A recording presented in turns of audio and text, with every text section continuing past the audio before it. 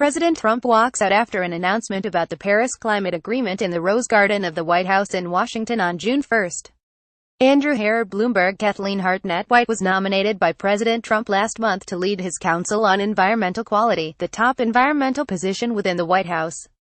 Under Barack Obama, the Council's initiatives included implementing sustainability efforts throughout the executive branch and establishing systems for addressing climate change. Based on her testimony Wednesday during a confirmation hearing, it's safe to assume that Hartnett White will not continue similar efforts.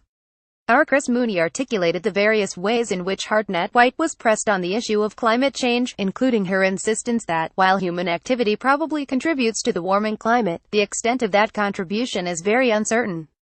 That's not the view of the vast majority of climate scientists, of course. Climate scientists agree that the burning and extraction of fossil fuels releases tons of gases into the atmosphere, carbon dioxide and methane, for example, that serve as a blanket or the glass in a greenhouse, if you will, preventing heat from escaping. This is, for the time being, still the position of the Environmental Protection Agency. Hartnett White's position is a political one. From the outset of the modern debate over climate change, uncertainty has been the word of those who weren't interested in addressing greenhouse gas emissions. That asserted uncertainty once centered on whether warming was happening. Then it focused on whether humans were involved. Now, in the Hartnett White iteration, it centers on how much humans are involved. This was the position Trump espoused in an interview with the New York Times during the campaign.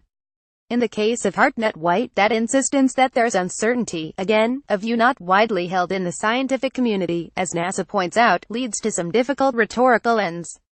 Consider this exchange from Wednesday, in which Hartnett White is questioned by Sen. Sheldon White House Drive-by. White House asks two questions. The first is whether Hartnett White is aware of the extent to which oceans trap heat.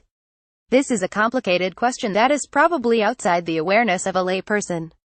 White House seems to believe that such a question, not a complicated one in the context of the issue of climate change, should be understood by the nominee to serve in the top White House environmental position. In short, research suggests that as much as 90% of the heat trapped by the atmosphere ends up being stored in the Earth's oceans. That has an expected consequence. Ocean water temperatures are higher now than they used to be. Those warmer water temperatures have some perhaps unexpected consequences, too. It's shifted the habitats of sea animals and endangered other sea life. The environmental effects, in other words, are not insignificant. Notice, though, that Hartnett White doesn't say that she knows whether more than 50% of the heat trapped in the atmosphere has been stored in the oceans. The correct answer, of course, being that far more than 50% has. All she knows is that, whatever the answer, it's contested. How it's contested isn't clear. All she knows is that it is. Her knowledge of the issue is limited to one data point: uncertainty exists. Well, note that that data point is not supported by any available evidence. We noted some unexpected effects of a warming ocean above. But anyone who's ever tried to boil water on a stove is aware of another effect of warming water: it expands. Fill a saucepan to the brim with water and crank up the heat, you know what happens next. But when White House asks that question, does water expand when it's warmer, Hartnett White won't answer. This is important in the context of climate change. Warmer seas mean higher sea levels, and higher sea levels mean more flooding and more damage to coastal real estate. Melting ice due to global warming will raise sea levels, but hotter seas will expand by themselves. It's likely that Hartnett White knows that water expands as it warms. Most humans do. What she's doing is offering a political answer to a question asked in a political context. The question, then, is why she sees it as politically valuable to avoid acknowledging that water expands as it warms.